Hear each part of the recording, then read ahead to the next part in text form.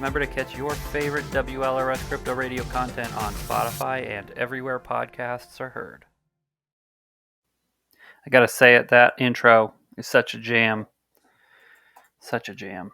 Welcome to the Daily Crypto Show, brought to you by WLRS Crypto Radio. I'm your host, David, and I'm here with Dylan to cover all things crypto with you today, giving you the DeFi download.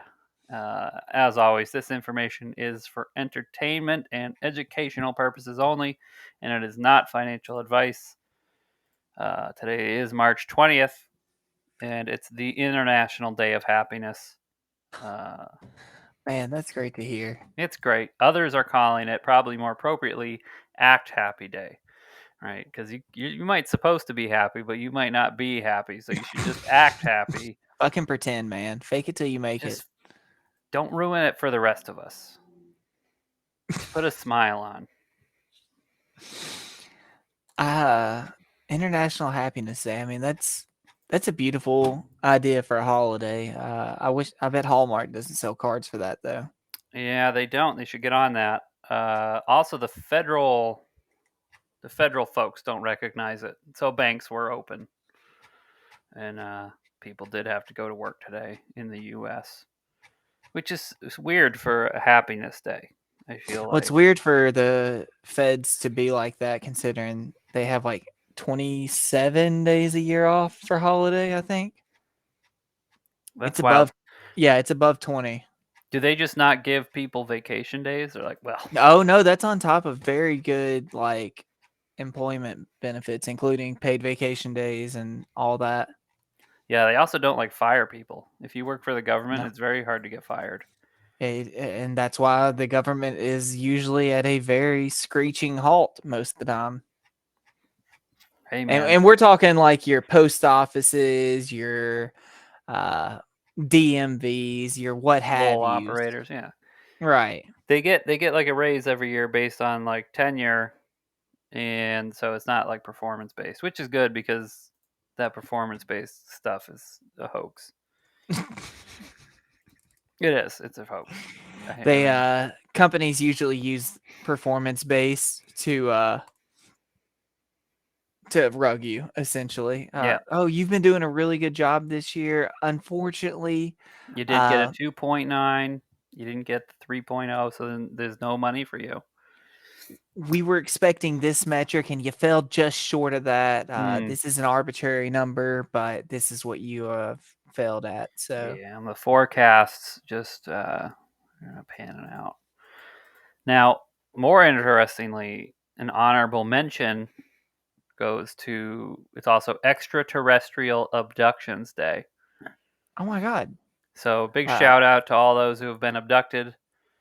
Hope you're out there listening in space on the alien ship. Hope your butt probe picks up Spotify.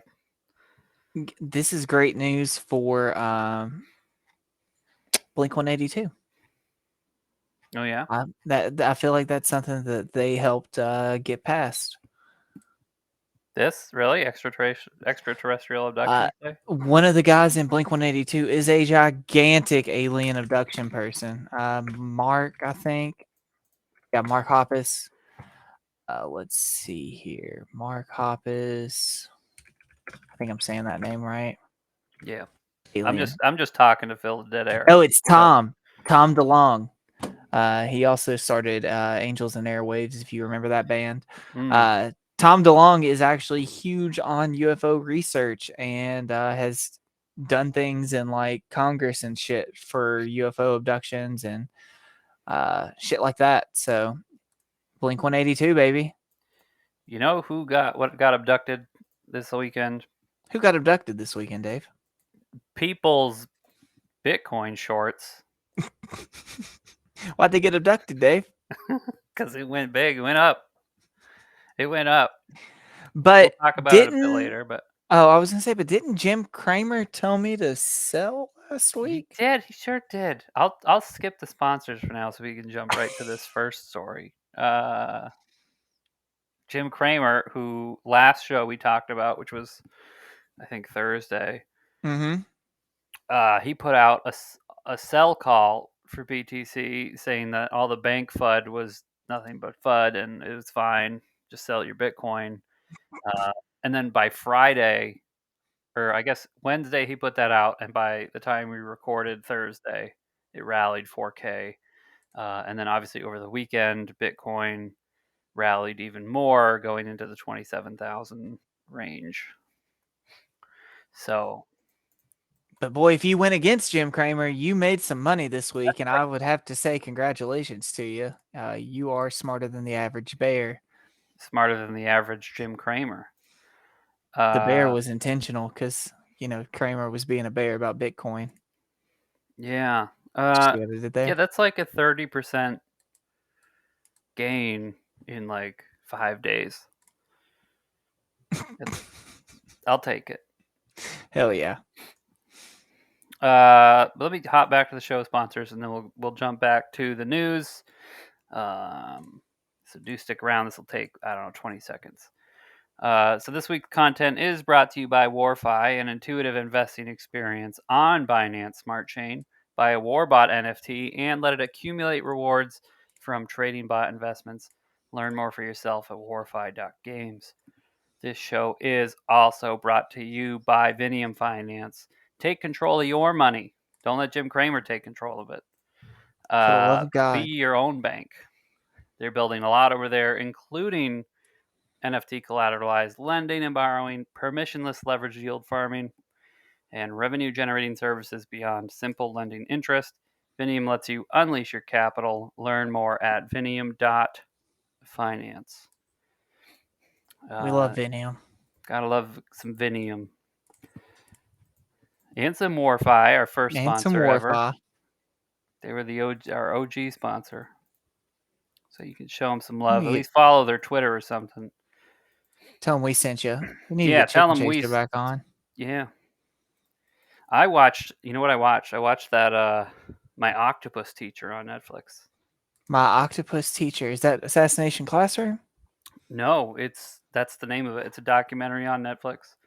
And it's about this guy who's, I think, in South Africa, which is where Jason is from, which is hence the transition here. The pivot. Yeah.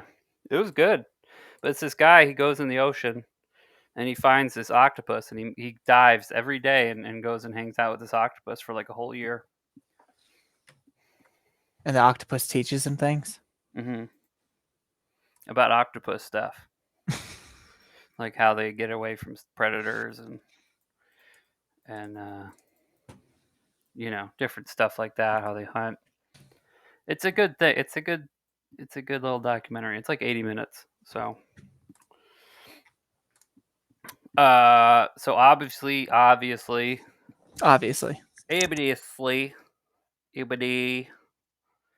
crypto news, all talking about the Arbitrum Token Air Drop, which I said would happen.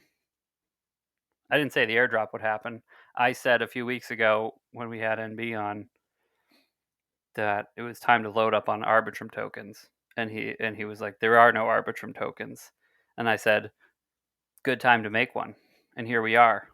But the hype around that Arbitrum token airdrop has caused a spike in ZK Sync adoption, which is another Ethereum layer 2 scaling solution.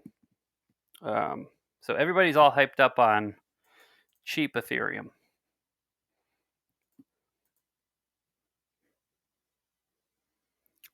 You're muted. You were probably vaping. I was vaping. Arbitrum will not be the ARB token, the ARB token, if you will not be the gas token on that chain. It will remain Ethereum. So your ARB just gets you into a DAO essentially.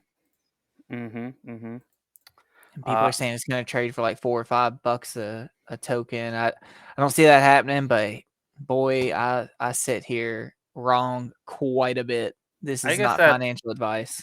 That probably depends too on how many tokens they're launching and how they're distributing them and how many people buy them. I don't know. I know Austin's getting like 3,500. So if it goes to $5, we just may not see him again. Well, like from the airdrop? Mm-hmm. I don't think I'm getting any. I didn't do anything on Arbitrum until I think a couple days ago. I've never used it. It was nice. I did an Ethereum transaction with ETH, and it was 8 cents. It was 8 cents. So that's pretty good. It's a lot better than the $8 it would have been on Ethereum. Yeah. Or the $80 it would have been when Shiba token was pumping. Do you miss your Shiba tokens being that price? I don't know. I mean, I've been staking them like crazy, so. Are you on Shibarium or whatever it's called? Am I supposed to be? I'm on Shiba Swap. It is an L2 coming out for Shiba. Nope, I'm not on Shibarium. Shibarium. I have I locked up a bunch at, I don't know, at some point I locked up a bunch, and I'll unlock it when it's worth a lot. And if it's never worth a lot, then I'll just never unlock it. Fuck it. Fuck it. Fuck it. Ride or die. Going to the moon or gonna be dead ass broke, as what's his face would say. Owen. Dead ass. Crypto users turned to DEXs and loaded up on USDC after the Silicon Valley Bank crash. Chain analysis data shows that hourly outflows from centralized exchanges to decentralized exchanges spiked to over $300 million on March 11th, soon after the SVB shut down. So DEXs are a good business right now, huh? Yeah, there was a big uprun in CEX outflow. People listening to me. I'll take credit for that. You should. You should take credit. This was 100% because of me. You're welcome, world. But speaking of sexes to Dexes, we look forward to hosting all of your DEX needs at Glacier Finance, launching next Friday, March 30th. And that's the only plug I'll do in the short show. But keep an eye out for it, people. You can plug it again tomorrow. You can plug it every day. I'll plug it all day, every day. Like the little scented things for your room. Plug it in, plug it in. Little Us millennials Glade. know. The Zoomers don't know about that. The Zoomer. Yeah, I know that Zoomer culture would never. I still can't get over if you ask a Zoomer to, and I hope you don't mind me calling you Zoomers, but that's what you are. I don't care if you mind. You're a Zoomer. I think it's a cool nickname. It's a lot better than, like, we don't even have a nickname. We're just millennials, and it's always a negative connotation. Nobody ever says millennial and then something positive. No, we killed something. But it's something that had to die, so you're welcome. No, like, if you ask a Zoomer to, like, you know, motion like a phone call, they do a palm, like they do this, and they don't do this. They don't do the mug. I saw one yesterday that was the floppy disk for the save, and this is real boomer hours now. The floppy disk for the save icon. Somebody asked why it was a soda vending machine. Oh, is it? I haven't even thought about it like a soda vending machine. That's what they said. They said, "Why is the save a soda a vending machine?" Dude, that's what they called it. Man, that doesn't look like no vending machine. It looks like a warehouse. It looks like a FedEx warehouse. Like, you can see the garage door and like some kind of roof where the CEO sits printing all that money out. 1.4 megabytes at a time, for you people who don't know. 1.4 was a big ass floppy disk. No. Weren't 1.4 megabytes? Megabytes. The new ones were. I was using them kilobyte ones, son. In rural Kentucky, we had to use them kilobytes. We're gonna have to get to the bottom of this. I don't remember it being no kilobyte one. Floppy disks? Yeah, baby. Today, most commonly used floppy disks are 3.5 inches and have the today. When was this written? There's some 1.4. $37. Okay. So a capacity range of 800 kilobytes to 2.8 megabytes with a standard of 1.44 megabytes. So I'll take credit on that one. I'll Yeah, take the W. we had the cool discs. You remember these? I'm gonna Hold send them to on. you. Well, let's get it on. Let's do that thing where we share the screen. Pull that up, Jamie. You're gonna have to hold on. I have to get it ready. Just keep talking. What are you making for dinner? Tuscan chicken pasta with I can't even remember the name of the brand now, but it's some kind of fancy little pasta. Protein pasta made from chickpeas. Ooh, here's an eBay for it. It's $8 for these. And they are 1.4 megabytes. So you're right. Yeah. They came in all kinds of fun colors. I mean, you could Memorex. save your essays on purple and put, whatever else you wanted on the This is greens. my book report. Yeah, you bring that old floppy disk because your parents never bought new ink for the printer, so Well, ink they was like would. $3 or $4 for like a cartridge, and that was just stupid. Why would anybody spend that much money on a cartridge? So they had. So you'd get one of these floppy disks, pop it in, save all your PowerPoints and Word docs to it, go to the school printer, pop it in, print it out, turn it in. That was the way. Miss And it. then these things were notorious for just dying, and Not then working. you wouldn't have your like it would work on your computer and you'd plug it into another computer and it would just not. And this is 32 gigabytes. And they had these in when I was in high school there towards the end, but they were I have much a smaller. I have a micro SD that's 32 gigs. People didn't tune in to listen to two boomers talking about fucking floppy disks. So, but Millennials. we're boomers at this point. We're millennial in name, but boomer in attitude. We're moomers. um, DeFi. Last bit of news for tonight, and then we'll leave you to your own devices. DeFi Llama fractures and forks itself. DeFi Llama Drama emerged Sunday as one of the project's pseudonymous. They have a nickname and they don't have a real name. Co-founders directed people to a forked version of the blockchain data platform on Twitter, warning of a hostile takeover sparked by a potential token launch. This is a quote. There is an ongoing attempt to launch a token that does not represent us, said OX. Not going to make it. We don't want to be associated with it. For those who don't know, DeFi Llama is a multi-chain TVL dashboard where data connectors contributed and maintained by a community. So it turns out that DeFi Llama has no sources of real revenue. And the team has been paying essentially out of pocket to keep this running for months. And it's easily one of the most beneficial platforms in DeFi. So the idea was if we launch a token, it doesn't have to have a use case, but we can at least make some money off of this. And the team was like, no, if it doesn't have a use case, let's not do that. Why don't they And just, let's just go Web 2 and slap some Google ads on this thing? well, I was thinking ad revenue or charge for a premium service, but that kind of goes against it too. So it's a sticky situation, and the guys, and I'm sure It's nobody the on that team second, has ill will. I I mean, don't think like, it's about that. as much as I hate the guy, um, the second you put a token on something, Gary's going to come after you. Oh, they're not You worried know, about Gary. They don't want their reputation as like who they are in the space to be at jeopardy because of a bad token launch or anything like that. Which is, that's fair.